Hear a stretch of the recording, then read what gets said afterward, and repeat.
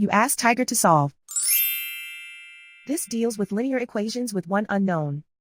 The final result is x equals 11 over 3. Let's solve it step by step. Group all x terms on the left side of the equation. Subtract 2x from both sides. Group like terms. Simplify the arithmetic. Group like terms. Simplify the arithmetic. Group all constants on the right side of the equation. Subtract 19 from both sides.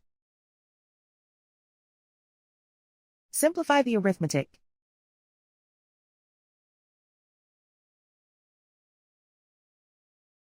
Isolate the x. Divide both sides by -6.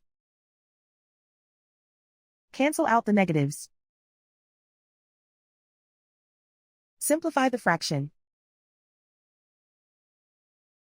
Cancel out the negatives. Find the greatest common factor of the numerator and denominator. Factor out and cancel the greatest common factor. And so the final result is x equals 11 over 3.